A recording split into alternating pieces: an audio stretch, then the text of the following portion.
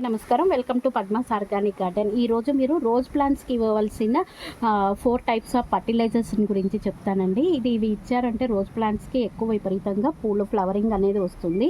ఇది చూసారు కదా, ఎప్సమ్ సాల్ట్ అనమాట. ఈ ఎప్సమ్ సాల్ట్ని 15 డేస్కి ఒక్కసారి ఈ రోజా చెట్ల మొదల్లో ఇట్లా ఒక టేబుల్ స్పూన్ ఇచ్చేసేయాలన్నమాట.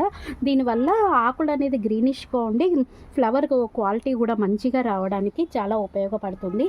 వీటితో పాటు బ్రూ ప్యాకెట్ ఉంటుంది కదా, ఒక బ్రూ ప్యాకెట్ 1/2 లీటర్ వాటర్లో తీసుకొని అది మీరు 15 రోజులకు ఒక్కసారి మీరు రోజా చెట్లకి ఇచ్చారంటే మంచిగా ఫ్లవరింగ్ వస్తుంది.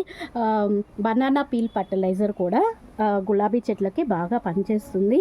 ఇవి కాకుండా ఎగ్షెల్ పౌడర్ కదా, అది ఎగ్షెల్ పౌడర్ కూడా మన గులాబీ ప్లాంట్లకి చాలా ఫ్లవరింగ్ ఎక్కువ రావడానికి ఎక్కువగా దోహదపడుతుంది అనమాట. ఎగ్షెల్ పౌడరు 15 రోజులకు ఒక్కసారి వర్మీ కంపోస్టు కొద్దిగా డిఏపి ఇచ్చాము అంటే ఇట్లా చూసారు కదా, ఇలా గుత్తులుగా మనము రైనీ సీజన్లో గులాబీ చెట్ల నుంచి ఎక్కువ పూలు తీసుకోవచ్చు అనమాట. Thank you.